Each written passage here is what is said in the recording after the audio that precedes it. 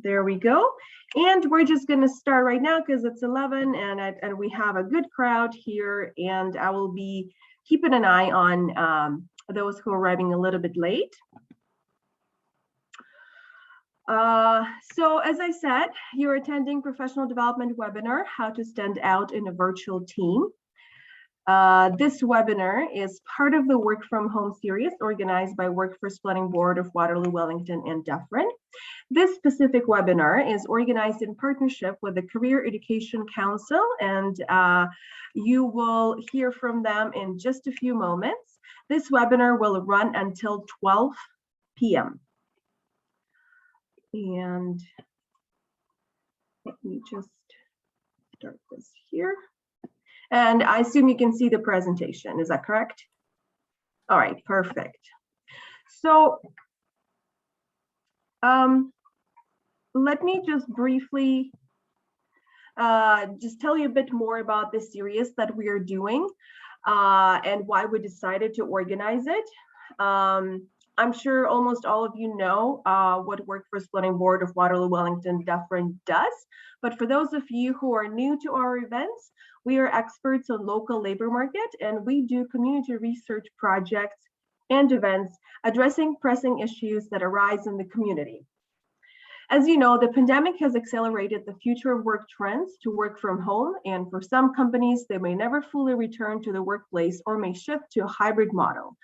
Employers and job seekers and youth are facing challenges with this model, and this series would help labor market stakeholders by bringing experts and peer companies in to discuss these challenges and solutions from recruitment to team building. Today's webinar is dedicated to a job seekers and employers' perspective on virtual work and working in a virtual team. You will learn about how to stand out in a virtual team, how to be your own champion when working remotely, how to efficiently showcase the progress you made to your teammates, and overall shine while working or studying from home. And our friends, the Career Education Council, they will tell you more about this. So we did complete a few webinars in the past dedicated to, some of them were just in general about work from home from a job seeker's perspective, and a couple of them were from employers' perspective, you know, talking about team building and onboarding and some tech support for their staff. So if you're interested in watching that, I will soon be putting the recordings of those webinars on our website. And our next webinar, and it's the last webinar in our series, is happening next week, November 2nd. It is a Tuesday. It is also at 11 a.m. It's about human resources, policies, guidelines in a virtual world. So if some of you are interested in human resources, or you are, you know, working on bringing your team to a hybrid model, or just working virtually, you're welcome to attend. It's completely free, and you're welcome to ask all the questions you have regarding that topic. And now just briefly about our event structure. So in a few moments, I'll turn the presentation to the Career Education Council speakers, and they will give you a presentation, and I'm sure there will be some questions. So after that, there will be about 10 minutes to ask the questions that you have. And right now, I would like to give the floor to the Career Education Council, to Kelly and Suvi. Thank you, Olga. Hopefully everyone can hear me. Well, it's a pleasure to be speaking with this audience about this very important topic today. As you will learn, this is something that's near and dear to our hearts for multiple reasons. So, how to stand out in a virtual environment. Our organization is the Career Education Council. We are a registered charity organization. We've been serving in Guelph, Wellington, Dufferin areas for just over 30 years now. And the space we work in is generally workforce development, but with the lens of bridging some of the gaps between youth who are obtaining their education with their future careers and with their communities. So we try to make those connections in hopes that youth can build skills that are relevant to the areas that we serve and to the careers that are showing to be trending with opportunities for them in the future. This particular topic, well, we'll do introductions first. Sorry about that. My name is Kelly Schaefer. I'm the Executive Director with the Career Education Council. And our team has been working in a virtual environment like many since COVID started. And we have not returned to the office just yet, but we've certainly had time, I have, and I'm sure my team has, to reflect on how we can work cohesively as a team virtually, but also how we can coach new employees, the youth that we serve, how to stand out in a virtual environment. And let's face it, it's extra tricky because you're no longer face-to-face. So we'll get into that during this presentation. And speaking of the team, the star speaker today is Suvi. And Suvi Coulson started with us at the Career Education Council as a co-op student. So she was finishing grade 12. She took an opportunity to gain more workplace experience in the co-op program. And she was just such an asset to our team that I continued to find ways to keep Suvi involved. And one of those ways was that right after her co-op, she stayed with us doing some freelance work in video editing and other parts of our programs. Then Suvi joined our team in Canada Summer Jobs and continued to collaborate on a project, which was a pilot program for the entire summer for us. She basically managed that program. And now, even though she's continuing her post-secondary, we've asked her to continue with us, again, doing freelance video work for one of our projects. So she's just that type of person that you don't want to let go of. And I'm sure you'll find that as she gives her examples of how to stand out in a virtual environment today. Tremaine Williams is also joining us from the Career Education Council team, and Tremaine is joining us as the experience monitor. So if someone's late to the presentation, or if you have a particular question about how to get a hold of us or that sort of thing, you can reach out to Tremaine. Also, if something happens and our systems all shut down on us, Tremaine will keep you occupied.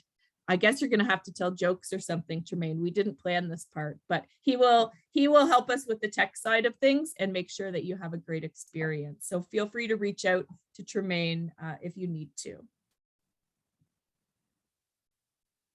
So why this topic?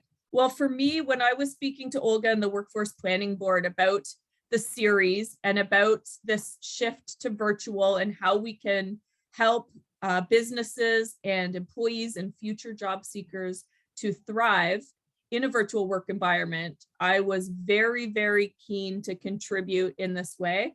I was also keen to nominate Suvi to be the one contributing from the standpoint of our organization. And that's because I've had the opportunity firsthand to see her develop and implement techniques that may have made her shine in our virtual environment. And they are techniques that I want to share with my current team, with our future employees, and also, of course, with all of you here today. So the 3 steps, and this is a very old book from the 70s that I actually pulled up for a reference here. But obviously the work world is part of, for most of us, this is part of our lives. This is an important and essential part of our lives because we need to earn money, we need to have a job, but of course it's so much more than that. It's our ties to the communities, it's our ability to use our skills and talents. But on one hand, you could just think of work or your workplace as a place where you just need to survive. And you know, we probably all have people in our lives who say that about their workplace. Like, I'm just surviving day to day. I'm just getting through day to day. And they're probably not having as many opportunities to really stand out. And that may be why they're feeling that way. Or perhaps there's just so much tension or there's other stressors in their workplace and they just are in that survival mode. It could also be that someone is new to the workplace and hasn't quite figured out yet what it means to stand out. And what really sticks out in my mind about this, because I see so many young people or retrained individuals of all ages and backgrounds entering the workforce, is that once you're in, like you can see this as a caterpillar pillar, once you're in that workplace, and the bigger the workplace, the more different personalities you're going to encounter. You can go many different directions as far as your behavior, your attitude, your, what you contribute to the workplace culture. And that's why this presentation is also important, because if you're starting a new job, you are going to be at that point in the first week, in the second week, where you have the opportunity to just blend in with the others. And that could even include blending in to areas where there's a more negative vibe, which is what you don't want, or you have the opportunity to stand out. And I'm going to talk very, very briefly about why that's important to me as a hiring manager, and then Suvi's going to get into greater detail. But the objective is that whether it's a virtual interview where you can use some of these examples, or whether it's, your first 3 months probation in a new virtual job, we want you to be that one that stands out. And then eventually that leads to you thriving and contributing to your workplace in such a way that, like I explained to Suvi, that your manager or supervisor, even if you're on a shorter contract, is already nervous about what they're going to do when you're gone, because that's how efficient you've been, or that's how much you've contributed to a positive work environment.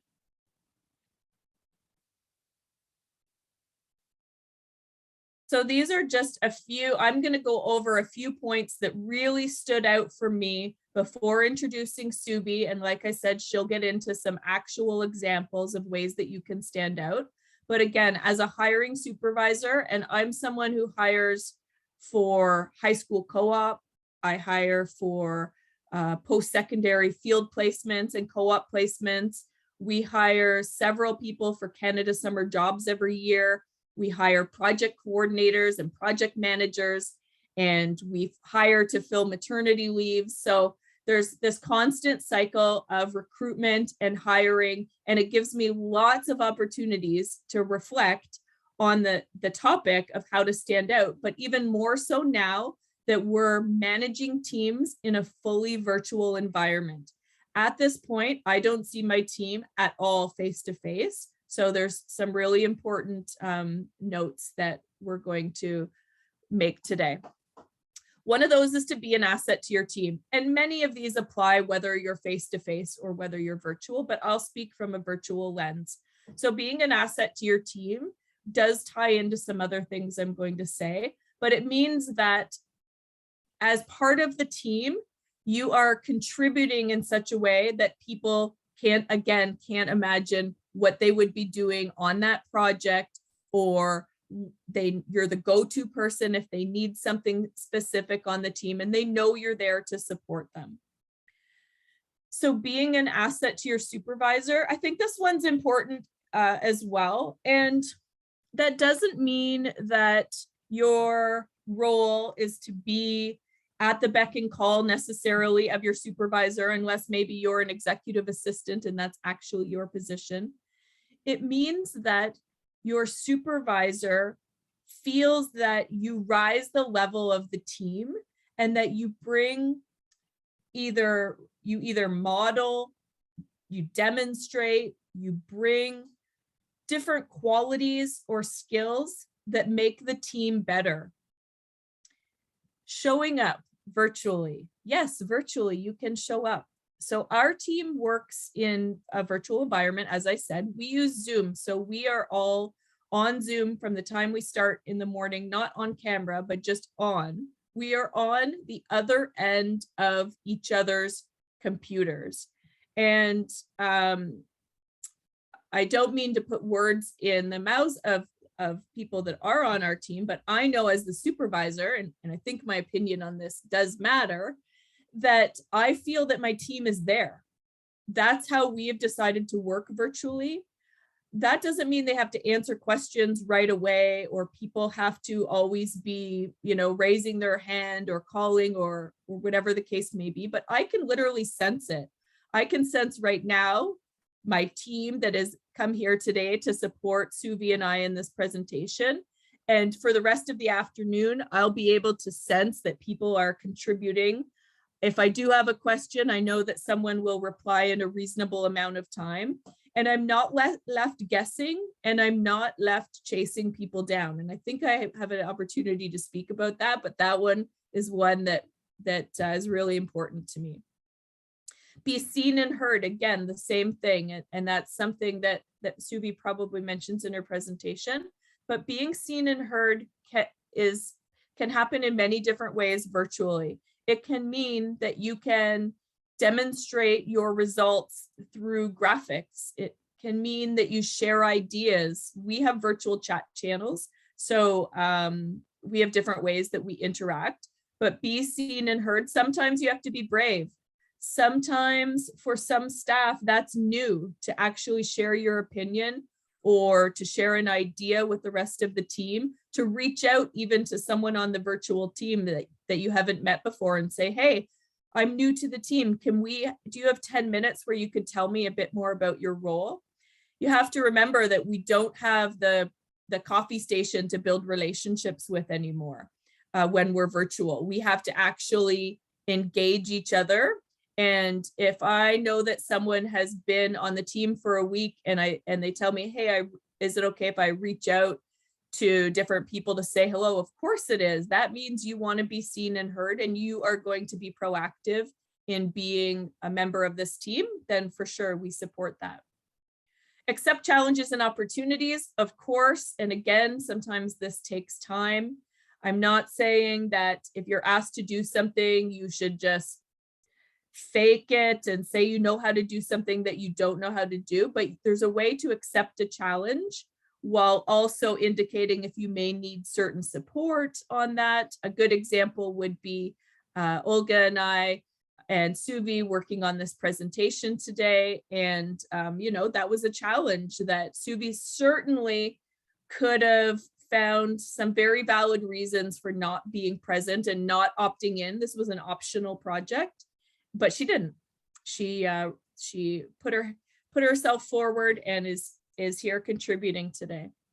So stretching yourself, the same goes. Stretching yourself in new ways. I see that all the time in such a positive way because we're a registered charity and a small organization. We often require people to be very versatile, and what they may have seen in their job description might not always be the types of tasks, or I'll call them opportunities, that come along during their actual placement or their contract. And seeing people stretch themselves and trying new things, perhaps going to a networking event or helping us with a youth presentation, those opportunities to stretch yourself are also your opportunities to shine. And believe me that your supervisors, the management, are going to notice those. Close the loop is something that's also very important to me. This is a term that one of my field placements, her advisor from Conestoga College was coming out to do an assessment, and she used this term and she spoke about it frequently with her students. Close the loop means taking initiative to show your supervisor, your team, your supervisor, your manager, what you've been working on and where you are. It ties in to track your progress and goals, but close the loop would really be something as simple as at the end of your day, sending a note to your manager and saying, hi, Suvi, you asked me to work on A, B, and C today. I just wanted to let you know that I completed A and B and I have a good start on C. I'll pick it up in the morning. Thanks. Have a great evening. So often we forget this step because we're tracking our own tasks and we believe that our manager only wants to hear from us when we've completed, when we've blown that job out of the water, we have great news, big news, that's when we'll reach out, because we also might think that we're bothering that person. I would first suggest that you ask your new supervisor or manager in a virtual environment how they like to hear from you as far as closing the loop. Some supervisors may want you to wait until you're one-on-one that week and give them all your updates, whether you've completed, whether you've had a challenge, whether you're partway through. They also want to hear from you on how you expect to close that gap. So that ties into tracking your progress and goals. And again, I challenge everyone to learn the techniques to track your own progress and goals and relay that to your manager proactively. If you do that one day in a one-on-one meeting when you haven't even been asked, or maybe your workplace hasn't taught that system to you yet, you are going to blow your supervisor out of the water by being proactive on something so significant and such an important workplace skill as tracking and communicating your progress on goals. But I just want to reiterate about closing the loop. Try to close the loop on projects, your status on projects, even if you don't have big news, just to say, this is what I was working on.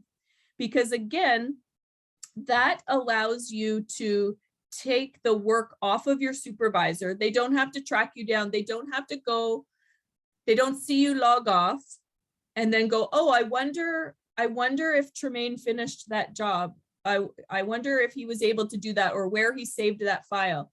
Instead, before he left for the day, he said, hey, Kelly, this is what I was working on today. I just wanted to let you know that I'm still waiting for a phone call back from so-and-so. I plan to hear back from them tomorrow. The other document that I worked on for you is in our shared folder, and I'm signing off in about 20 minutes. If you need anything before I leave, just let me know. You can see how effective that is and how that supervisor is like, wow, my life is easier with this person in my workplace. I do not want to lose this person. I want them to teach this to everyone else on the team and be a shining example, because it makes it rises the level for everyone in the team. Welcoming feedback and accepting that in a way that's constructive and positive, even if it's challenging feedback. And you may not get a supervisor who's really great at giving feedback. In fact, they probably either range from shying away from giving back feedback altogether, or not being good, not being effective. Maybe they just don't have the soft edges to be able to give that in a way that feels constructive. Maybe it feels like they're attacking you or argumentative, but chances are they do have good intentions. And you welcoming that feedback and asking for clarification and then moving forward is very important. And then be the calm. As you can see, I'm a high energy speaker, and something I appreciate when it comes to different individuals on the team is that we all bring different energy. And I don't really mean your energy as far as be the calm, because it is okay to be that person that brings high energy. What I'm talking about is emotional regulation, and the person who is consistent, the person who sticks to the strategies, is consistent with techniques and systems in the workplace, and really just grounds us in what we need to get done. And the reason that's my last point on this slide, and the reason this resonates with me, is that I was thinking of this last point when I was thinking about Suvi and her being your speaker for this topic, because she really is all of those things that I just mentioned, and is a really excellent example of being the calm, emotional regulation, consistency on the team.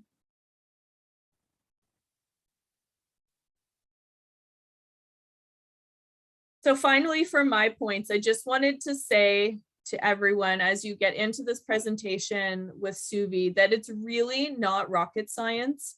I can tell you from the perspective of both a hiring manager, as I said, and a supervisor, that standing out is not generally rocket science.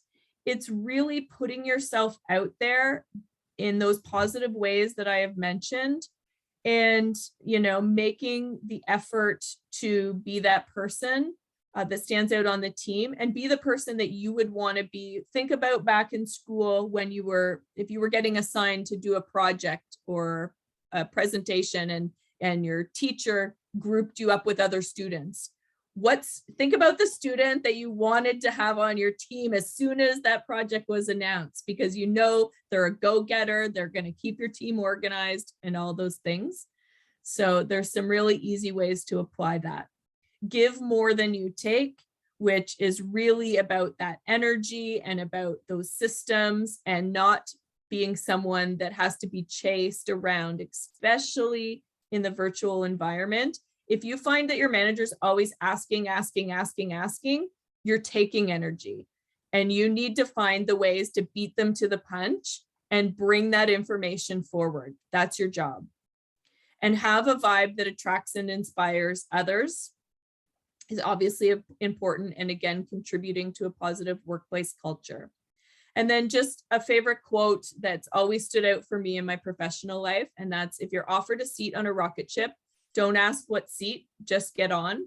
And whether you're a female looking for inspiration about women in leadership in the workplace, or you just want to open up your perspective about professionalism and rising in the workplace, this book by Sheryl Sandberg is very good. And it's always stood out for me, because if you're given an opportunity, do your best to be able to say yes, jump on board, and give it your best.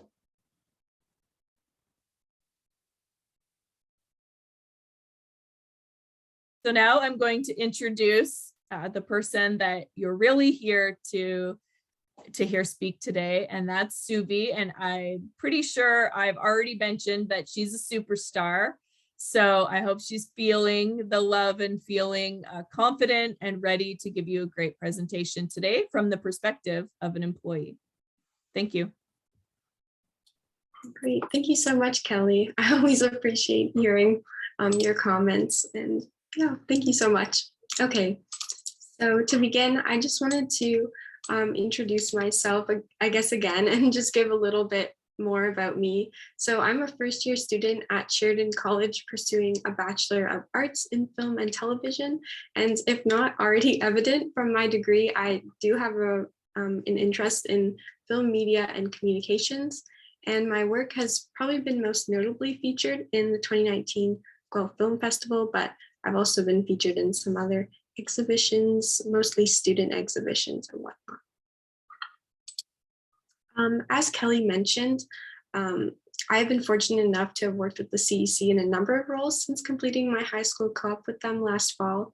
And as you can see here, I've just comprised a little timeline. So I started off in October of last year as a co-op student, and then kind of transitioned to freelance. And then I got a position through Canada Summer Jobs as a program lead.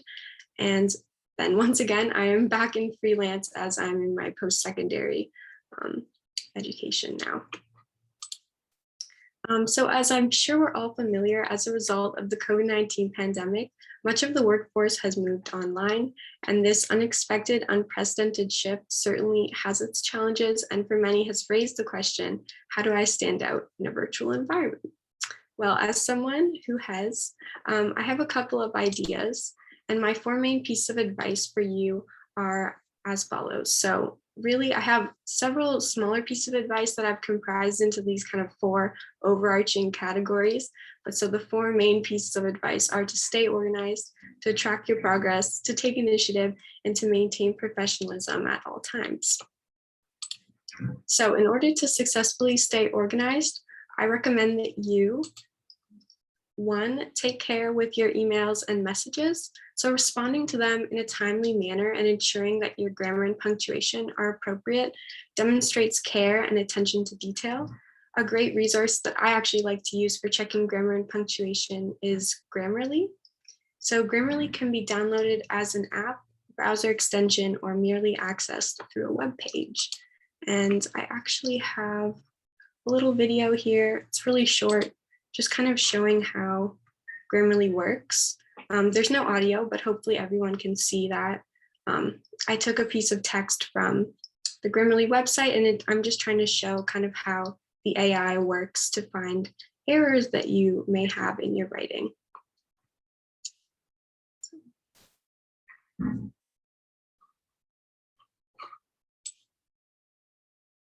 So yeah, that was the little example. And as I mentioned, there's an AI that finds the errors and suggests ways to fix it. You can either decline or accept the errors depending on, what you're writing. And also it isn't always entirely perfect, so you shouldn't rely on it, but I do highly recommend using this tool as it's really helpful. And although the example I gave kind of showed some very simple grammatical corrections, it also advises you on conciseness and clarity, which I find has come in handy a lot as well. My next point is to keep a calendar and to-do list. So ideally your calendar should be virtual, as this will allow you to share important dates and whatnot with the rest of your team. Keeping both a calendar and to-do list will help you set your priorities and stay on top of your goals and tasks so that you can work as efficiently as possible. You can find many templates for calendars and to-do lists online, or there are a lot of great apps available to download. For calendars, some popular options include Google Calendar, Microsoft Calendar, and Apple's Calendar app. And for to-do lists, some popular options include Google Keep, Microsoft OneNote, and Apple's Notes app. And in this slide, I just showed all the examples that I just gave. So if you wanted to take a screenshot now so you can remember, feel free to do so. I personally use actually most, if not all of these, but I find I prefer to use the Apple Notes app and the Apple Calendar app just because they seem to be the most user-friendly and intuitive. But if your organization tends towards using like the Google Workplace kind of apps, then maybe opt for the Google Calendar, and Microsoft do the same thing, opt for the Microsoft apps instead. Third, I advise that you kindly remind your colleagues. So I know from my own experience that reminding your colleagues about maybe any upcoming or incoming deadlines might seem really intimidating, but in reality, it actually holds everyone accountable and keeps everyone on track. So in fact, I've often found that coworkers are very appreciative to have a small reminder. And I have a little example here of what you might say to remind your colleagues about a deadline. So I have, hi, when you have a moment, please remember to submit your video for a promo by 3 p.m. on Friday. So notice that we're trying to be polite here. We're saying please. And also we're giving a concrete kind of timeline saying by 3 p.m. on Friday, I would like to have this. Yeah. And finally, 4, I recommend that you ask for clarification. So there's absolutely nothing wrong with asking for questions, especially if it means completing and succeeding in your work. Personally, I've always found this one really tough because I often feel like my questions might be very instinctive to other people, but I've actually learned that it's better to ask because the alternative is often guessing, and that does not always end well. So it's best just not to waste time and energy doing something improperly and instead just ask for clarification. Again, here's a little example of what you might say when asking for clarification. Here, I would really advise being clear and concise, not to kind of ramble on or like waffle all over the place, but just to be very clear and concise, and also thank them for their help after they have helped you with the question. So the next kind of category is to track progress. And in order to successfully do so, I recommend that you, 1, as Kelly kind of mentioned, to track your goals, tasks, and impact. Does your organization love visual data? Does your organization prefer tracking in spreadsheets as opposed to documents? Finding out how your organization likes to track is just as important as actually doing the tracking itself. So as Kelly actually mentioned, we really prefer visual data at CC. So a tool that I really enjoy using is Canva design software. And I have an example here of how I might track my data visually. So I'll just play it. And again, there's no audio, but just kind of showing how you might go about tracking your data. So yeah, and if you're not familiar with how to use Canva, you can find tutorials online. Canva offers a little design school. So if you just search up Canva Design School, there's plenty of tutorials that can help you out.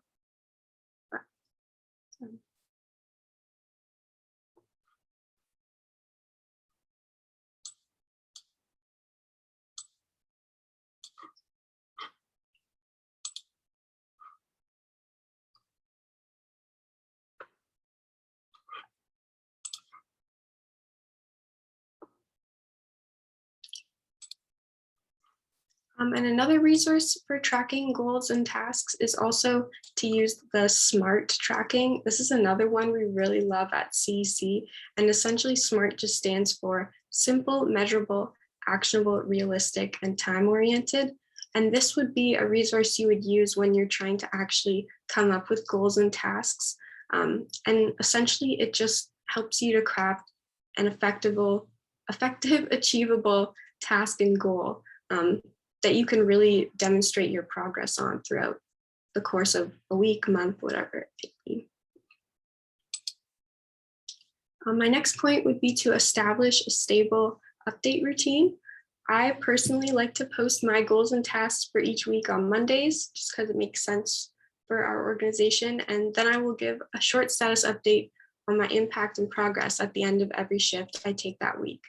So as Kelly mentioned, it's important to also show your progress towards a task and a goal, and not just show when you've completed it. So that's kind of what I'm trying to establish here. By doing an update routine, you kind of are constantly showing how you're doing on your goals and tasks. The next point is to take initiative. And in order to successfully take initiative, I recommend that you, one, take time to support your team and other projects that your organization is working on. So by doing so, you're helping to build and sustain a workplace culture of trust and also mutual aid.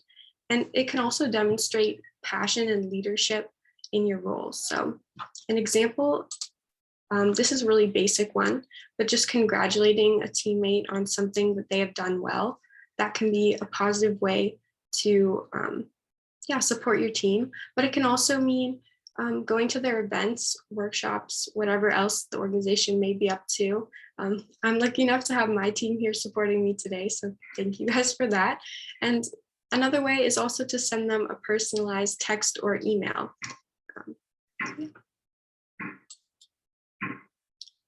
Second, I recommend that you look out for opportunities that can benefit or further your own professional development or that of your organization. So that could mean anything from networking events to webinars, to training courses, to reading materials, social media posts, like the list goes on and on. Doing this demonstrates your drive and commitment to effectively fulfilling your role. And I also can't recommend enough taking workplace cues from other coworkers that you admire. So often they bring beneficial habits and perspectives to the table that you might not have known about or considered otherwise. I certainly can speak to that on my part. Much of the advice I'm given today, or some of the points at least, I've definitely picked up from other coworkers over the course of the year with my time at CC. So, I have a couple of resources here that I would recommend checking out if you wanted to offer a course or class or something to your team that might be beneficial. I've used the first three. I haven't used the last two, but I've heard great things about them all. And they're all a little bit different, but are all very useful. And for example, you may take up a course on Coursera and realize it will benefit your team, and then end up sharing it with your team. And then that's an example of how it can benefit you professionally, but also your team. If you want to take a screenshot, feel free.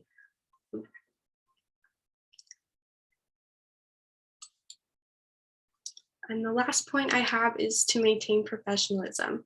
And in order to successfully do so, I recommend that you make sure your office is clean, tidy, and functional. Clutter should be kept to a minimum, and the lighting should be sufficient basically not too bright and not too dark. And overall, your space should reflect professionalism. You can test to actually see how your setup looks in a screen recording or meeting before actually entering a proper meeting. So I actually did that this morning. On Zoom, there's a feature where you can just click new meeting and enter a meeting just on your own. That's a great way to just check how your setup looks, make sure everything looks good.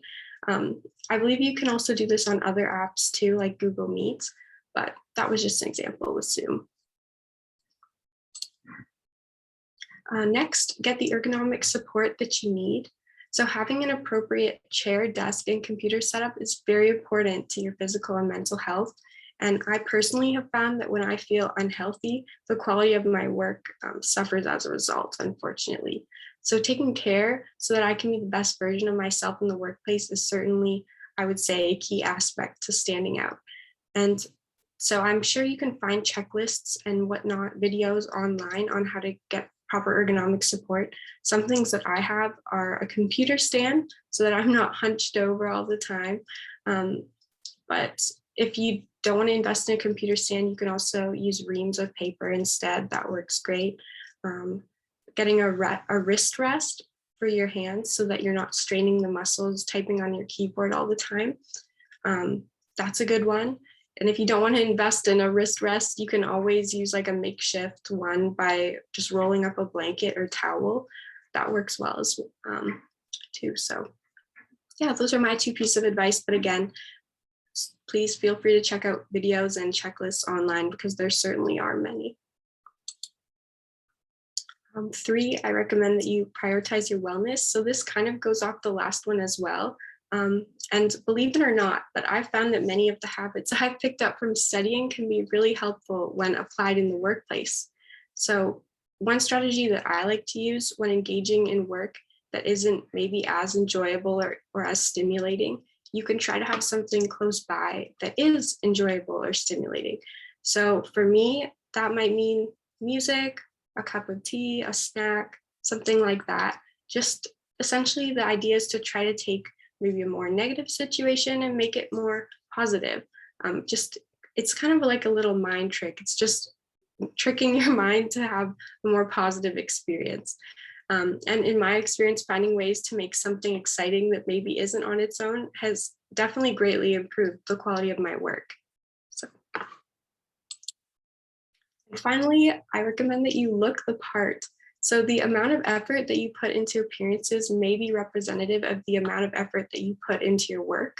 So in essence, if you don't take the time to care for yourself, others might think that you won't take the time to care for your job. I know that in a virtual environment, it's really easy to forget this because you're just maybe at home, but my advice is just really not to forget. Practice good hygiene, ensure you're dressed neatly and professionally, and you might have a uniform, wear that. If you're not sure what to wear, you can always ask. It doesn't hurt. It's better to be meeting the standard than falling below it. So yeah. So just again to review, these were the 4 points that I went over today. And before we finish up, I just wanted to take a moment to reflect on how these 4 pieces of advice have impacted my ability to stand out in a virtual environment. So on a little bit more of a personal note, as someone who actually is very shy and soft-spoken, I would never ever have pinned myself as an individual who stands out. But I've since realized over the course of the last year that standing out is actually much more nuanced.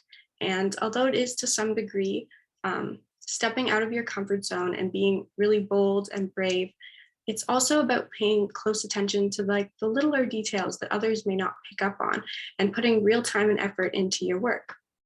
So you may not be like the most high energy, brazen employee in the whole wide world, but we can all implement into our practices these 4 pillars of advice in some form or another and fulfill our potential to stand out. So I actually have a little interactive activity. It's a Jamboard, so I will just put it into the chat. And essentially, I just wanted to ask everyone the question, what will you do in order to stand out in a virtual environment moving forward? So feel free to click that link and use the sticky note feature to put your thoughts down. It's in the left toolbar, the fourth one down. So yeah, we'll just stop sharing for a moment. Oh, and if you're unable to use Jamboard, please feel free to just type your answer into the chat instead. And just once again, a reminder that the question is, what will you do in order to stand out in a virtual environment moving forward? Now we'll give everyone a minute to put down what they're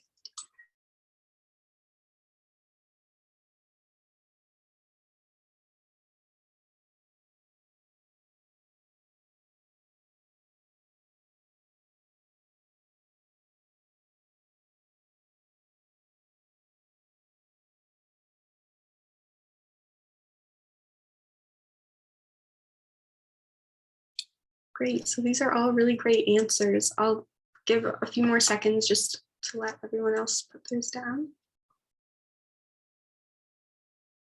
But yeah, these are all really great, and I'm really hopeful that everyone took some value from today's presentation. I'm sure you did, but yeah. So thank you, everyone. I'm just going to go back to our presentation now, but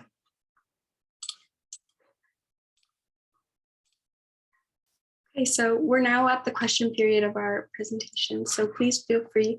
I don't know exactly how Olga wants us to do things, but maybe you can raise your hand if you have a question or type it in the chat.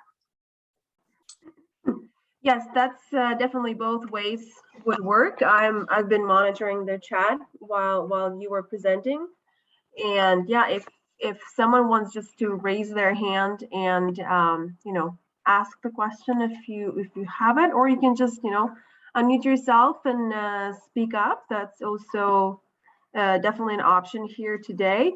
And thank you very much, Suvi and Callie, for such a wonderful presentation. I learned a lot for myself too, and I'm looking forward to you know, chatting with our executive director and seeing how we can apply some of your techniques and approaches you're using. So thank you very much. And let's see if we have any questions here from our attendees. Okay, I don't see any hand up just yet, and no one is speaking up. Olga, I just have one thing I'll mention if there's no questions. Mm-hmm. Of course, go ahead. Okay. I'm assuming that there's probably a mix of people here. There's some job seekers, there's probably some employers, or maybe in your role you support job seekers. I just wanted to put a small plug in for a training opportunity with our organization. We have just launched a program that will provide training. Now it's a youth program, so youth, I believe, age 15 to 30 at the first day of training. It's a Canva training program for general marketing and graphic design. These are tips and tricks that I believe will be useful to anyone, because as you saw in Suvi's presentation, she uses Canva simply to, well, not simply, but she uses Canva to track and communicate her goals and progress. She did this presentation today in Canva. We do all our social media in Canva. So we have a program starting, which will be a 5-week training program. It's a paid honorarium for participating in the training. And then you will be placed into approximately a 12-week employment placement where the employer will receive an incentive. And so they can really provide you with an excellent opportunity that they might not otherwise be able to do. So whether you're an employer that might be interested, or you are a job seeker who might be interested, I'll just ask Tremaine to put our contact information in the chat, please. And you can reach out to our team. And here we go. You can get our contact information also on our website. But yeah, I want to thank you, Olga, for partnering with the Career Education Council once again, for trusting us with such an important topic, And our shared interest in workforce development is such a great synergy between our two organizations. So thanks, and keep us in mind for the next project. For sure. Again, yeah, that was a wonderful presentation. And, we're always happy to have you, Kelly, as our partners in delivering either the events or just partnering on the project, because I believe would bring greatest value to our communities. So I just quickly checked again. I don't see any questions coming, and I don't see any questions in the chat. So I think we're just gonna end early then. And again, as Kelly mentioned, if you would like to connect with the Career Education Council, you have their website here. You have my email if you have other questions, and you're welcome to email me, or if you're looking to connect with someone at the Career Education Council, you can also reach out to me and I will connect you. Otherwise, again, thank you very much for joining us. This event was recorded, so I will put on our website, and I'll share the recording with everyone who attended. And yeah, thank you very much for coming, and I hope everyone has a great day.